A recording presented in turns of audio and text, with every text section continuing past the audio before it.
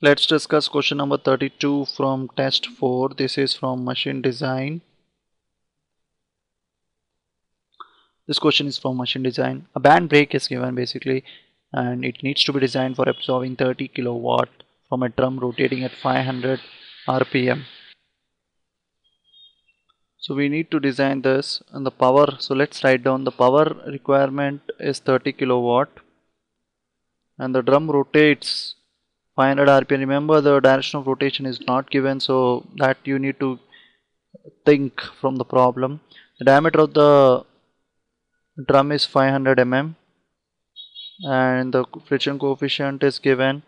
The angle of contact is 270. The minimum braking force that is required to brake the system is given. So this is the drum, okay, and you have so you have this, one of the thread is tied to the hinge. This is P, you need to apply, okay. Another end is tied to the hinge, and the other end is fixed. Both the places they have basically it is. So what it means is that this is fixed and this is connected to this. Okay, so now I have 10 here, and this is 50, the dimensions 50 mm or 10 mm, that doesn't matter here because the units, it's a lever, it will cancel out. Okay, so now the drum can rotate clockwise or anti-clockwise. There are two cases. Now when the drums rotate clockwise, and in order to brake it, so when the drum is rotating clockwise, the friction on the drum is like this, and if you consider the rope, the friction would be like this. So the drum is rotating clockwise, this is the friction direction, friction exerted by the rope on the drum, and the friction exerted on the rope from the drum will be like this, Newton's third law. And that's why this tension will be more than this tension, because this tension plus this friction has to be this at any segment. So this will be more and this will be minimum.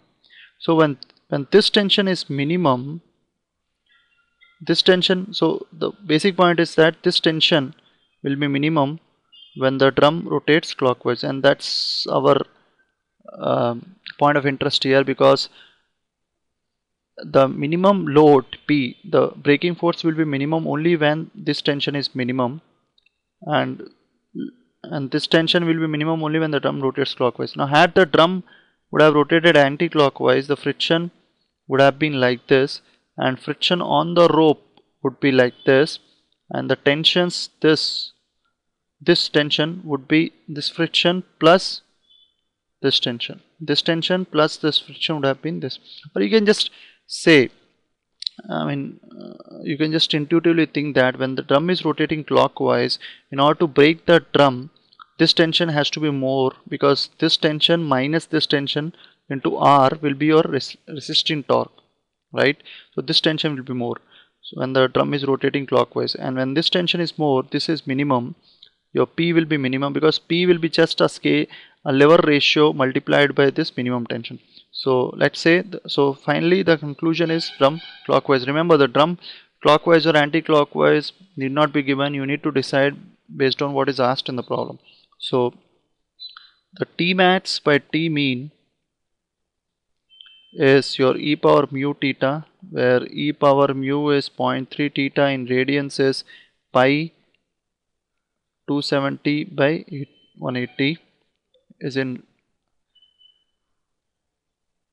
that is in diameter. Now power is given and your rpm is given. So in order to oppose that, so what is the torque? That is the torque that the drum is operating. The torque is basically, from the power you can get 2 pi nt by 60 is your power.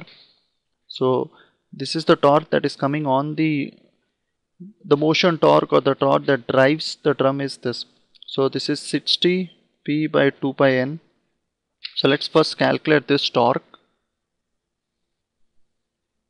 Okay, so this value, we'll calculate this, but this value e power thing comes out to be e power 0.3 into 3 pi by 2, because 90 goes twice, becomes 180, thrice it becomes 270. So this value is 4.12 T max by T mean. Okay, so torque can be, now how do I find out torque? Now torque is 60 P by, okay, so let's substitute it. So 60 into 30 kilowatt by 2 pi, n is 500 rpm, so that's why that's 60. So this value comes out to be 573 Newton meters. This is the torque. Now this is the operating torque. This has to be equal to the braking torque in order to the system to brake. So braking torque can be written in terms of tensions T1 minus 2, or T max minus T mean into R. Because now if you think like this, if it is rotating clockwise, this is applying T max and this is applying T mean. So the movement of T max about this point will be T max into R. T mean will produce a clockwise movement. So effectively the net movement is T max minus T mean. So T mean into R.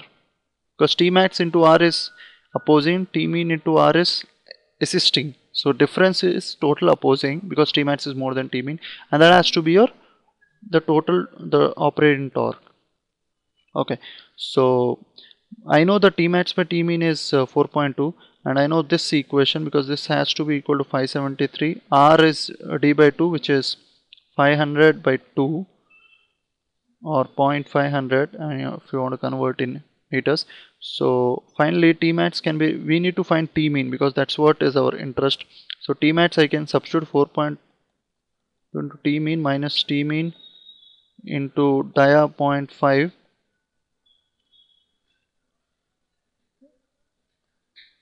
into 0.5 by 2 is equal to 573. So from this I get T mean to be 734.61 newtons from this, and that is what is my interest. So now I will take only the lever. P is applied like this, T mean is like this, or the lever has to be in static equilibrium.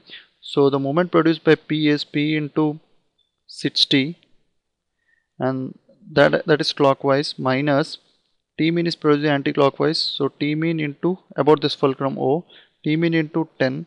This has to balance together for the lever to be in static equilibrium. So P would be 10 by, or 1/6 of T mean. So that is 1/6 of 734.61. This comes out to be 122.4 Newton. So the answer is B. So this is a problem which involves everything. From the power and the speed you can get the operating torque.